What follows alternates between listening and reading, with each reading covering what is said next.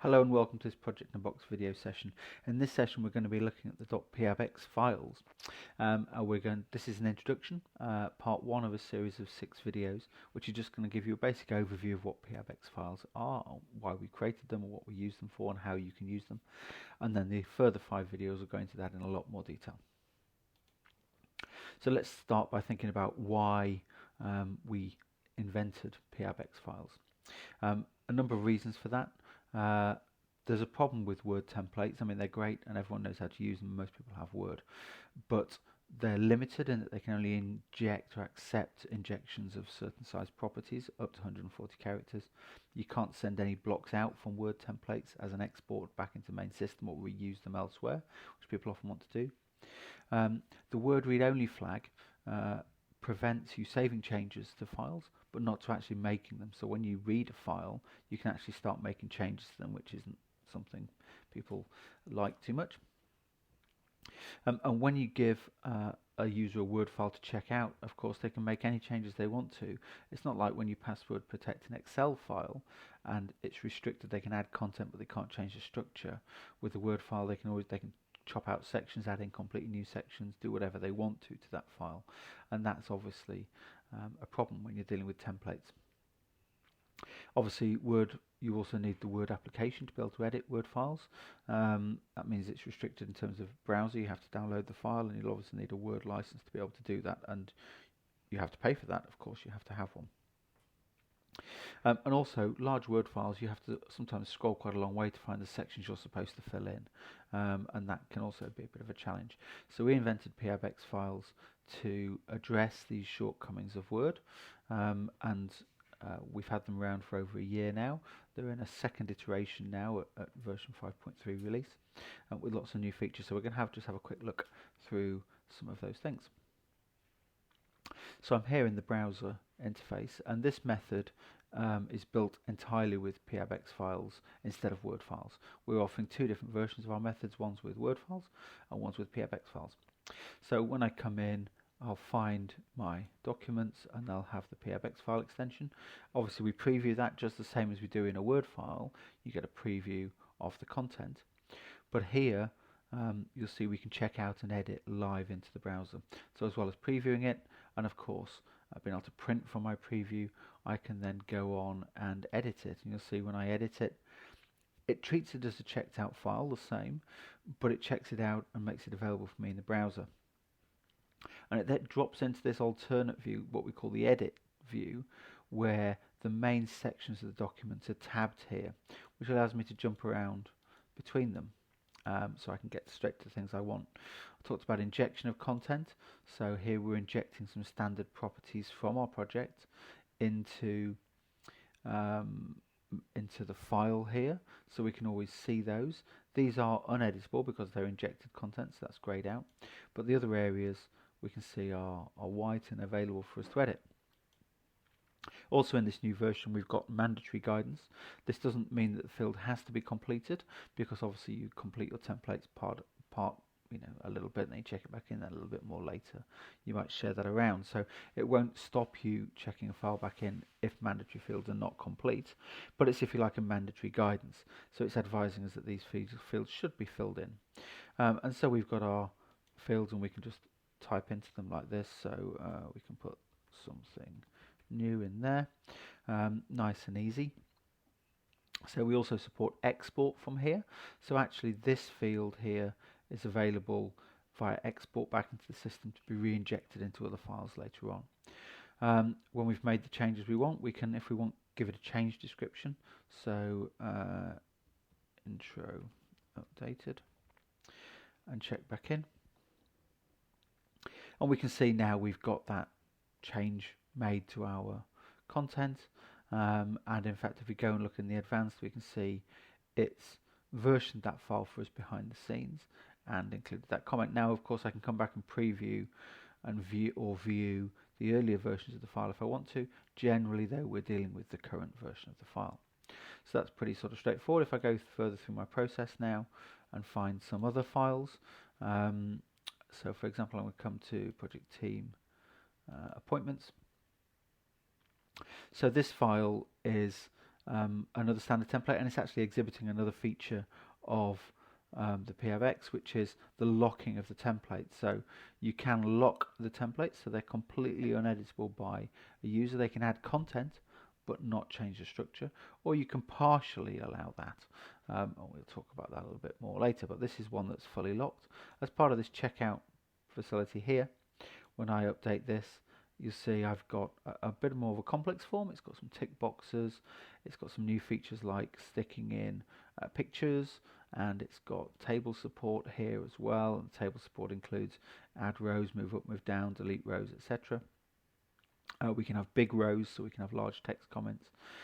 And you'll see in this one, we're injecting the project intro that we worked on earlier, including that new text we put in, into our documents further down. Now here we're just using it as a reference set of material, but actually it could be re-injecting that description back into the document as a major section rather than just a simple one-line summary. So this is obviously a more sophisticated example. This one, I say, is uneditable in this particular case, but there's nothing to stop us coming in and typing in our stuff. As you can see, if the browser supports spell check, it's picking that up here as well. So it's all really nice and intuitive, easy to use. It will remember these things are checked out to you, and you can come back to them. You see up here it says checked out to me on the server. That means the server's holding this. I can come to this, browse to this location from a different device if I want to, and continue editing this file. It will be here for me if I come from my phone to continue working on and to check back in, because it's not brought down to the local device. It's held by the server and projected onto my browser screen for me. So really nice and easy to use like that. We'll make let's make a change here like this and check that back in, and we'll be able to see also, like I say, that you can work on these files, piabx files, actually as a file. You can get it as a file, send it to somebody else, or work on it from the desktop environment as well. So let's go and have a quick look at that. I've got my desktop client open here. It's open to the same project. We can see therefore the details updated. Now with the Windows application version of Project in a Box here, whenever we view a file, it opens in the standalone piabx viewer. So we have a completely like a Word application, but it's a piabx application. It's completely free. Anyone can download and use it. In fact, it comes bundled with all of our applications. So if you're running Project in a Box software, you'll get it installed as standard. Now, when I've just viewed a file, a bit like the preview in the browser, you'll see none of this content is editable. So, unlike Word, I mean, I can still get the content to copy it if I want to use it somewhere else, but I can't edit it. I can switch between the sort of preview view, the same one we used in the browser, or I can return to the sort of forms type arrangement. But I can read that content but not change it. Of course, if I come to check it out, then I get one which is editable in exactly the same way as we saw before. So exactly the same approach works between the Windows application and the browser. In terms of using piabx files, it's just that in the browser you can use them natively straight away, and here you'll use them in the piabx file, the piabx viewer. And of course, if you want to share these with somebody else, they can download the piabx viewer and work on them, or you can give them access to the browser interface to work on them directly. All of these files, depending on the type of file, are personalizable, and so we can do things like add new sections, or we can extend tables or inject tables into here, depending on the permissions that we have on the particular page. So like I say, you can lock down the entire file, or you can lock down particular sections, which are these tabs here. So for example, and you can then actually say whether the user can inject new sections or not. Now in this file they can, so if I come to edit, I'm going to duplicate this current section like that, and you'll see we've got new section which has got exactly the same content as before, but I could then come into here if I wanted to, and I could add a new item like this down at the bottom, and we could make it say an image. Then we've got an image item down the bottom we can add a file to, and etc. etc. And you saw there's a wide range of different types of item possible. And we can also, of course, change these field headings and the static text and the section header and the guidance type text that we're going to give as well about mandatory filling in. So all of those things are possible, and that's the case on the piabx viewer application as well as in the browser. The piabx viewer application goes further. It allows you to change headers and footer information and logos and styling for the print previews and the print options, etc. But this one is, a relatively this is the sort of change most people tend to make.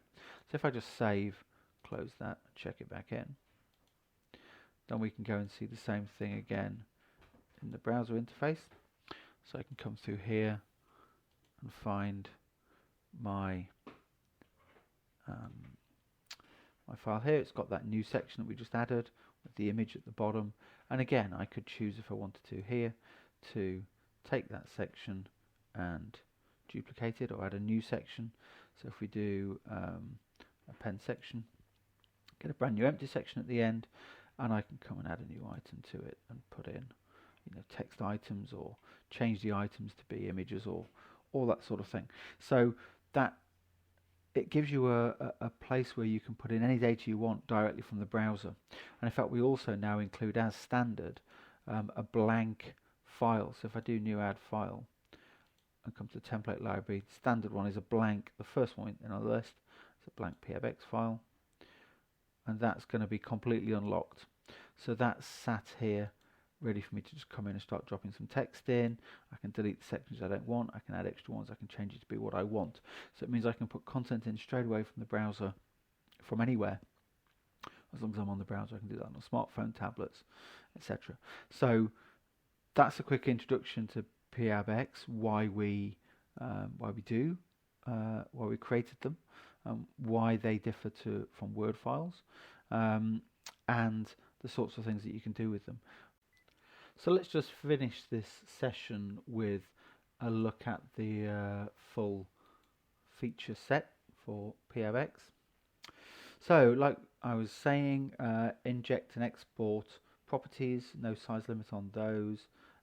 There's an edit lock when just viewing, fine control of customization with password lock, sections and items for easy navigation, mandatory guidance flags and text, style formats, header, footer, logo setup, number of print options, print preview and edit modes, accessibility, text scaling, view and edit in browser, view and edit in viewer app on Windows, and a blank unlock template as standard. And then over on the right hand side here we can see the range of item types supported. So we looked at text, we looked at an image, there's hyperlinks, variables that are injected that we saw. We've got a range of different tick boxes and number options and date options, etc. We also support tables, which have content change like add extra row, delete row, move up and down, etc. Even in the locked format, and then you can add, remove columns, change types, switch on and off header, customize table header, etc. when you are unlocked. So we'll be working our way through all of those in the next 5 sessions. The next one, session 2, is looking in detail at viewing files. That's on the browser and the viewer app, and then we're going to take a closer look at editing on separately on the browser and the viewer app, and then personalizing piabx files later at the end. Okay, I hope you found that helpful, and stick around for the next videos. Links are in the details below. Thank you very much.